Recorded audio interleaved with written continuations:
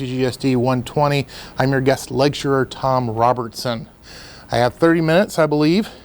So in that 30-minute time, I'm going to tell you about my history in the video game industry, what I did and how many years I was there. Then I'm going to spend some time talking about the 4 ways to get into the video game industry if you guys want to work in the video game industry. And then I'll talk a little bit about the 5th way, which is doing your own thing and making your own indie game. And then I'll just take questions. All right, so let's start.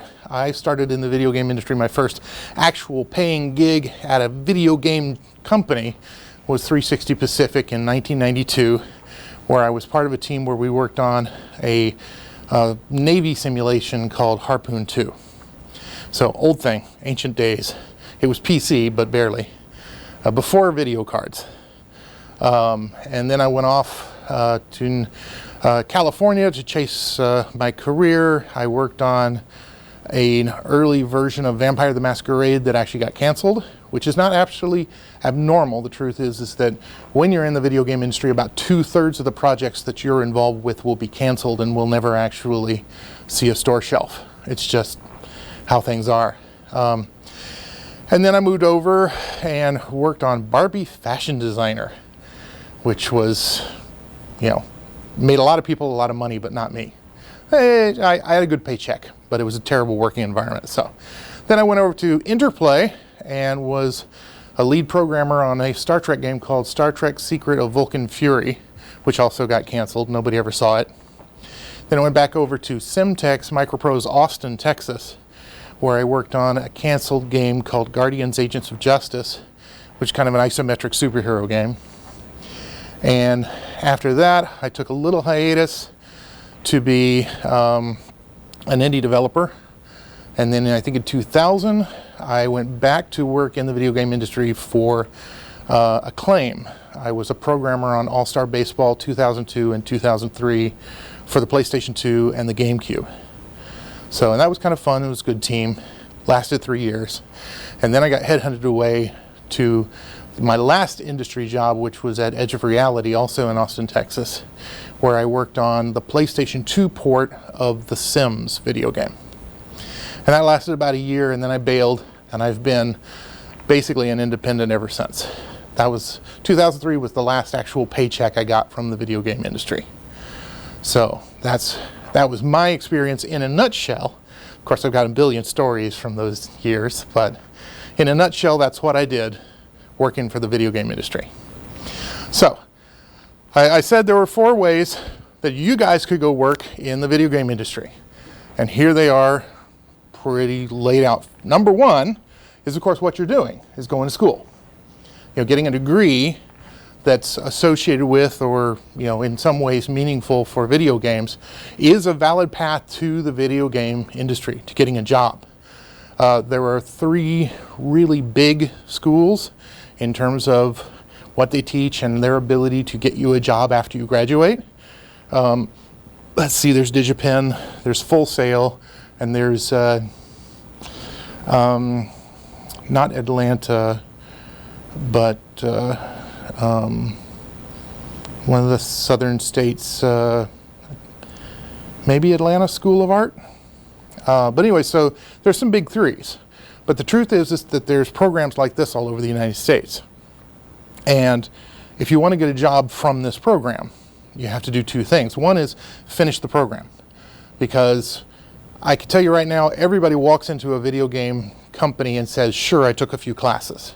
Everybody says that. It doesn't mean anything.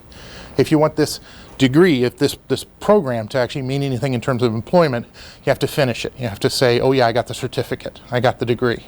Here it is. The second thing, of course, is that your school and every school has job placement opportunities and job placement facilities, people who are working for job placement. They don't know the first thing about the video game industry. So you have to actually go to them, work with them to identify the companies that you want to work at, that you could get a job at, and work with them to get you that first job. So that's number 1. Number 2 is the way that I got into the video game industry, which is from the bottom. When my first job at 360 Pacific, I got hired as telephone support. I picked up the phone and said, "Hello, sir, what's wrong with your software and how can I help fix it?"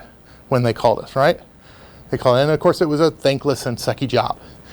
But I was only at it for about 6 months before I got hired as an actual computer game programmer, which I was already capable of doing. The secret, the way I transferred that bottom of the barrel job into the job I actually wanted, working as a video game developer, was pretty simple. Get the job first so you can get in the door. So you got the same key code, key pass, whatever. You can walk around in the same building, get into the same lunchroom as the people who are actually making the video games. And then you go up to the lead programmer, the lead artist, whatever your skill set is, and you say, "Hey, you got 5 minutes? I would like to show you what I'm doing." And you don't have to have much, but you got to have something. You got to have some art, some programming. Got to show off something of what you can do. And say, to get to that person, 5 minutes, see what I did. It doesn't have to be much, but it has to be something. And then, what happens, as it happens all the time, is that lead programmer, that lead artist is sitting down with a producer, and the producer says, "Oh, what are we going to do? We don't have any more money, but we need to hire more people. What are we going to do?" And the lead artist or the lead programmer says, "What about that guy?" And that's how you get the job. That's how I got the job. That's how a whole lot of my colleagues in the video game industry got the job. We sat around and took notes. We all had much the same story. Start at the bottom, show a little bit of skills to the right people, and you're in. So that's technique number 2 for getting a job in the video game industry. And it's a very common technique, I can tell you, because it's how I did it, and it's how many of my colleagues that I worked with did it. So, number 3 is modding. You guys have all heard of modding.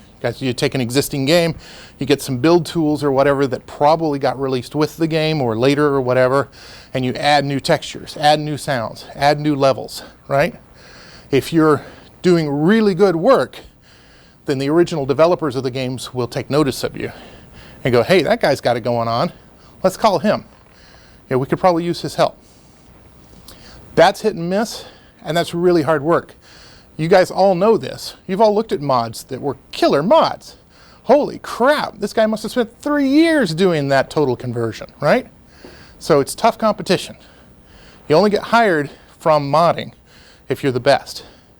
But it is a valid way in the door of the video game industry. So it's worth talking about. Now, number 4, the last way, which is a relatively recent way, and by relative I mean in the last 10 years, is being a games journalist, okay? Being a games journalist actually is an incredibly sucky job. You have to write, and you have to write a whole lot, and you have to write reams and bookloads of stuff. You have to pack your blog full for years. And if you're lucky, you might make a teeny bit of money. But in any case, the life of a games journalist is a very, very poor life. But the thing about games journalism is if you work at it, you connect with and you get to know the people who are making video games, right? You call them on the phone, tell me about your latest video game, right? That's what games journalists do. So naturally they get plugged in, they get connected, they actually know the game developers themselves, right? And number 2, they have a huge corpus of existing work after you've been a games journalist for a few years that lets everyone know exactly how you think about video games and what you think about video games, and also shows people that you can write a lot. So then a video game company says, "Oh, what are we going to make? We're going to make Tales of the Borderlands." Sure you guys have heard of that? Oh my God, there's a lot of writing in that. Who are we going to get to do all that writing? Boom. Now you get called up and you get a job in the video game industry. And that, in fact, is exactly what happened for Tales of the Borderlands, because Tales of the Borderlands was written by, I forget who it was, the brother of the woman who did the Hey Ash series. But the bottom line is he was a games journalist. He got hired as a writer on Tales of the Borderlands, right? So that's the 4th way. It's not a good or easy way, because it takes years, and oh my God, you're so poor. while you're a games journalist. Nobody is rich as a games journalist. That is not the way to make money, right? So those are the 4 ways that I know of that you can go get a job in the video game industry. And once you get your first job, things are different. Headhunters especially will not work with you if you've never worked in the video game industry before. But as soon as I was thinking about jumping ship from my first job at 360 Pacific, I got calls from headhunters out of the blue saying, can I represent you? Can I get you a job at EA? Can I get you a job at Ubisoft? Well, that's not quite true. Ubisoft didn't really exist in that form when I was leaving my first job. But bottom line is, that's generally how you get a job in the video game industry. I must mention that all those 4 ways, generally speaking, suggest that you have to move. Sorry guys, you want to get a job in the video game industry, you need to go where the jobs are. So, where are the jobs? Well, California is definitely the big place for jobs in the video game industry. The problem is California is a very large state. There's a lot of video games in and around San Francisco. There's a lot of video games in LA, but that's a 6-hour drive between the two, and they're both megalopolises. So, you know, there's a lot of jobs out there, but it's a very big state. So now, thanks to Washington, and thanks to Microsoft and all that's gone over there, there's a really healthy video game industry in Washington around Seattle, Redmond area. What I like and where I came from was Austin, Texas, because it's a pretty cool city. It's big, but it's not too big. It's got a very concentrated video game industry, which means that all the jobs are within an hour drive. And then there's less jobs in and around Florida, and also there's a group of video game developers, North Carolina, Chapel Hill, okay, and some in Boston. So that's basically where the video games are in the United States. Of course, there's plenty of video game hotspots in Canada as well. And, you know, let's not even get started about South Korea, right? So, if you're not willing to pull up stakes and go live in California, then generally your best bet is making your own video game company or building your own indie games. And both of those, frankly, are more doable, more possible, more real than they've ever been before. And I know, because I've been making games my whole life, and I've been literally selling them on the internet since 1997. So, and I've seen a lot of change. But bottom line is, there has never been a better time, and more resources, more free tools, more free art assets, more everything for you to say, I don't have to go anywhere. I'm just going to make my own game right here, and I'm going to put it on the internet and sell it. And that's basically what indie game developers do. They just make the decision one day. You know, it used to kind of be a joke that 2 people would start a company in their garage and then grow it.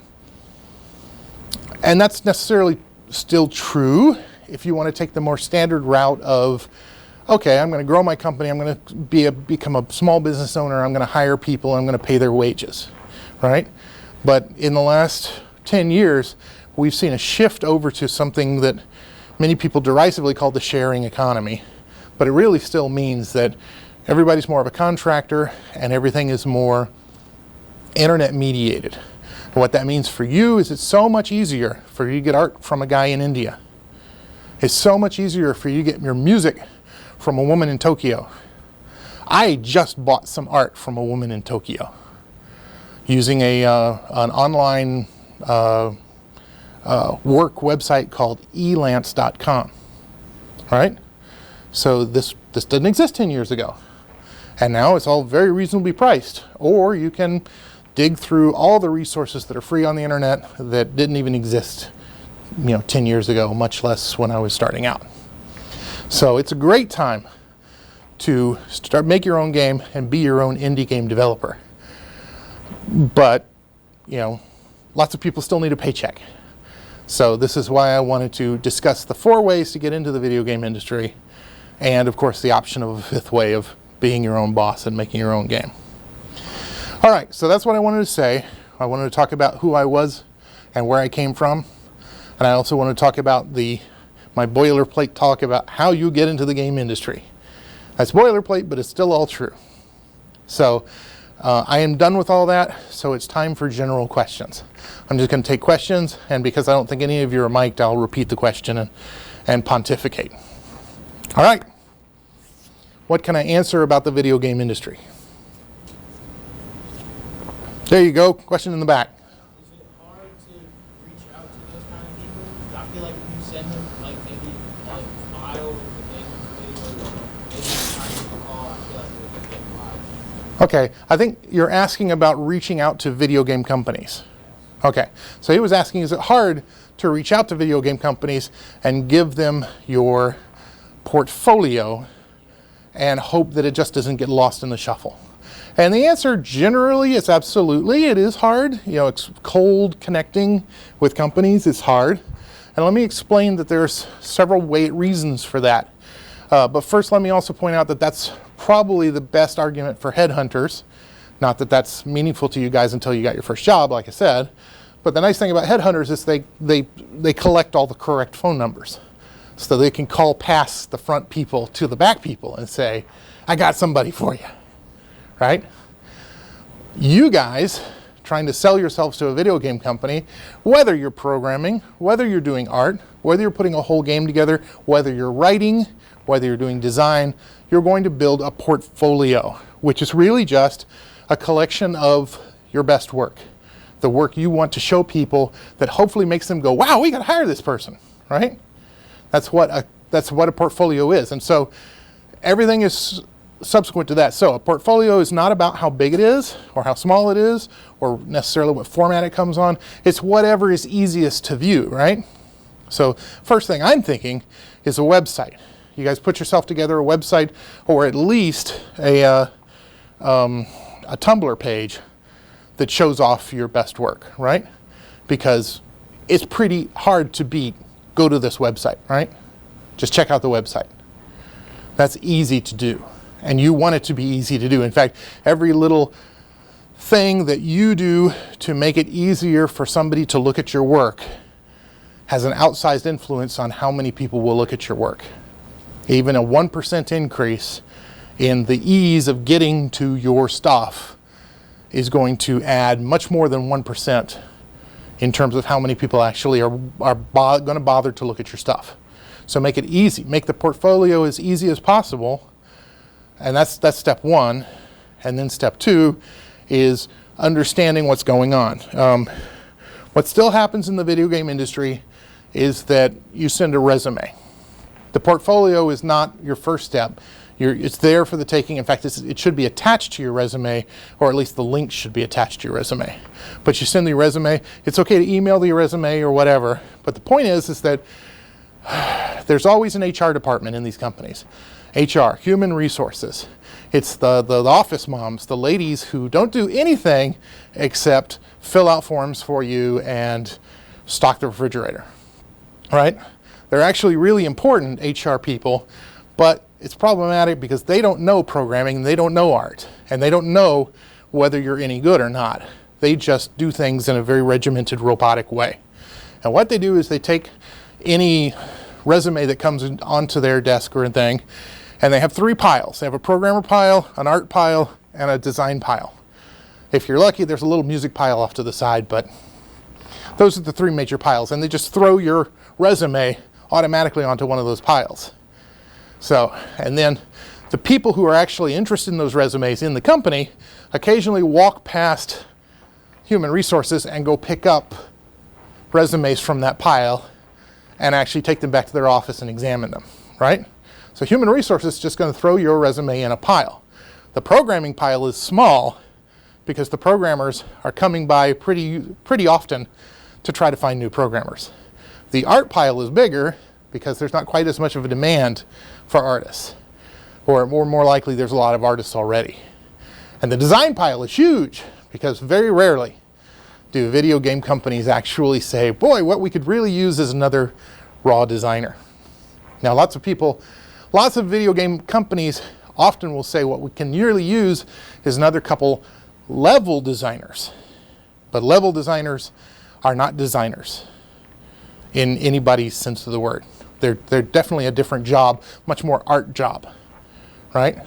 So you get these 3 piles, your resume winds up in one of those piles.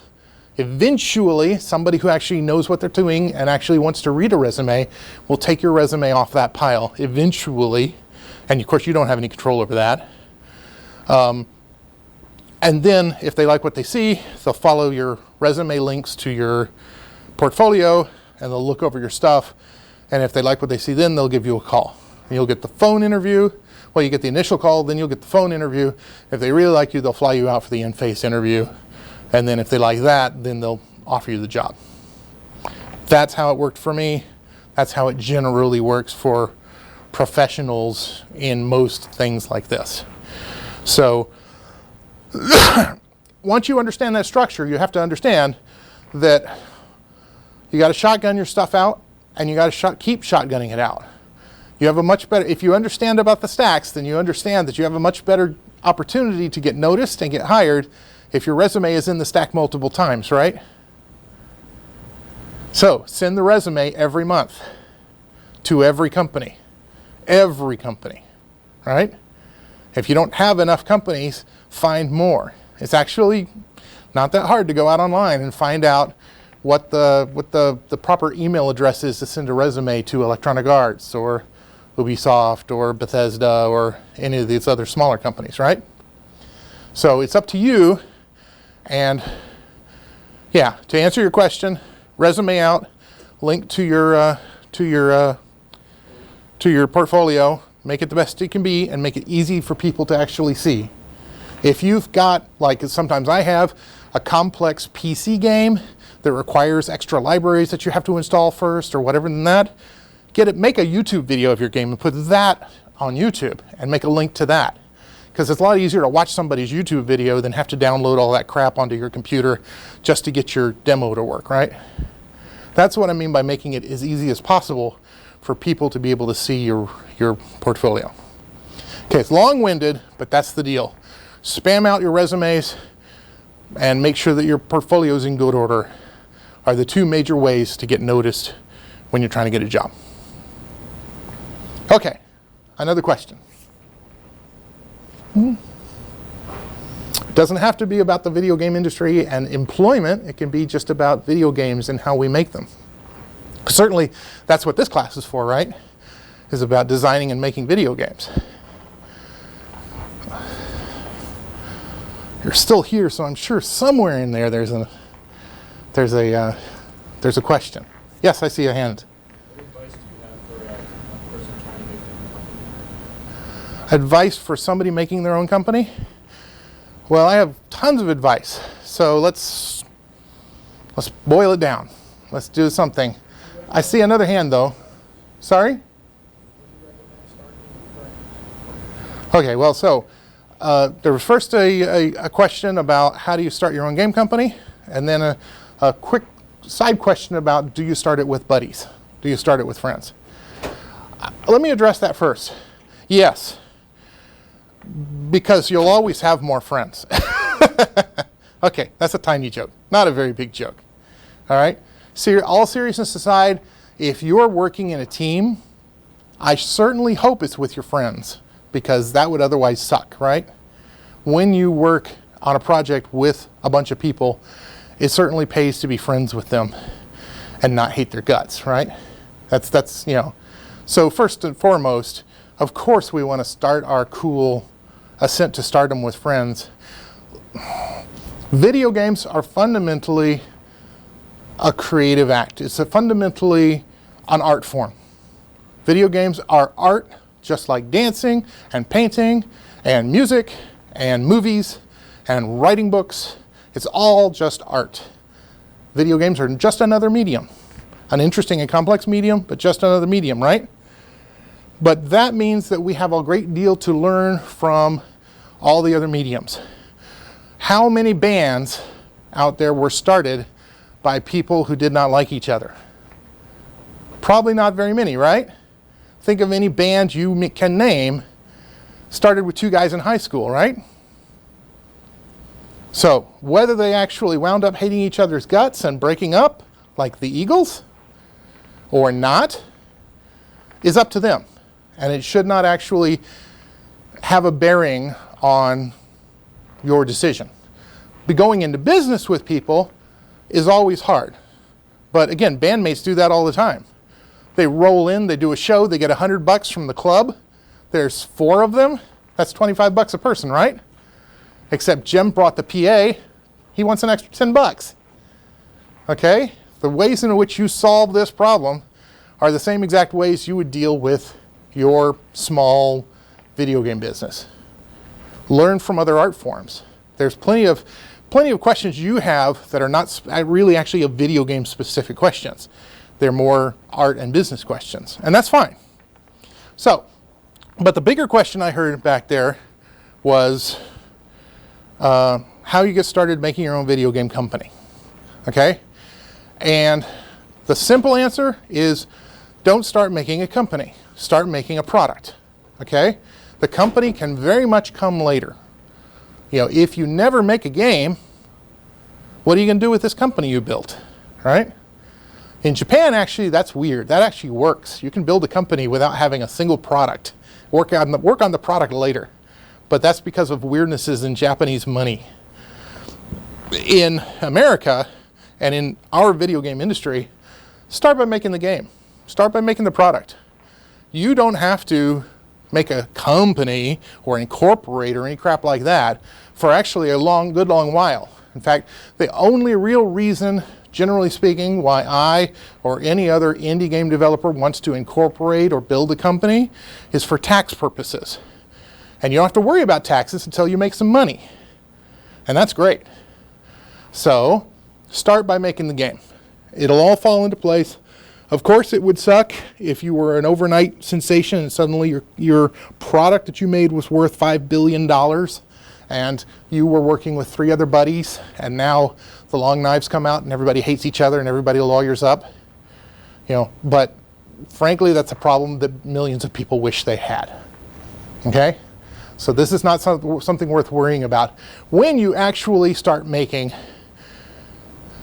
when you're making tens of dollars off your software, don't worry about it. Who cares? When you're making hundreds of dollars off your software, you're going to have to pay taxes.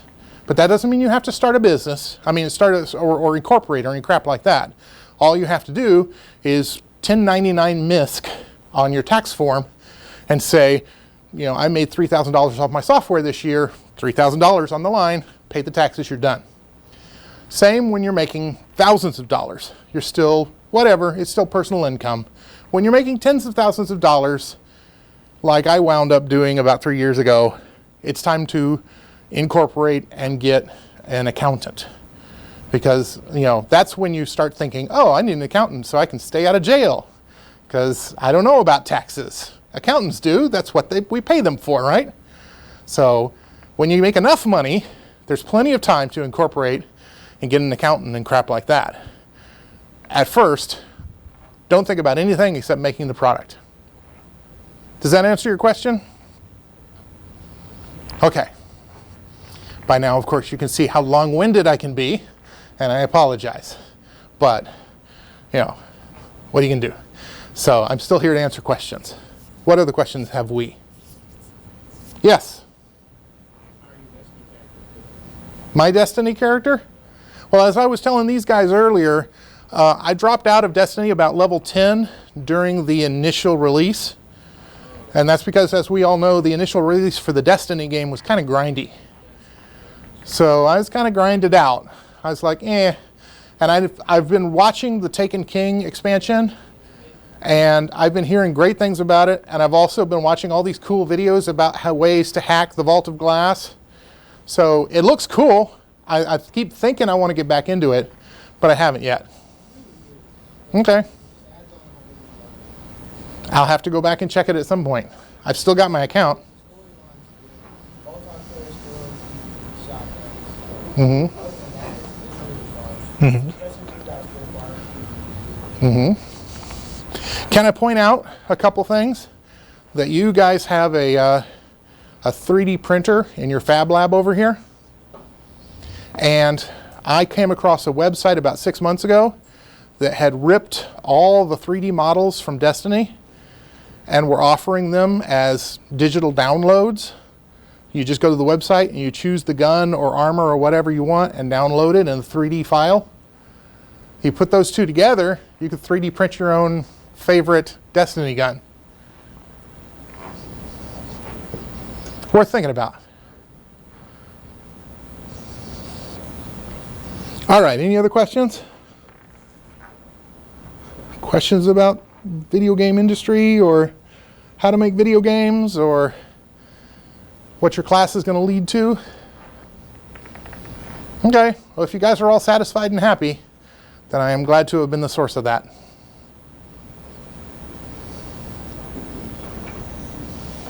Thanks for coming. Actually, it's video, so whatever. That's up to Mr. Subsley. So I'm just a guest lecturer now.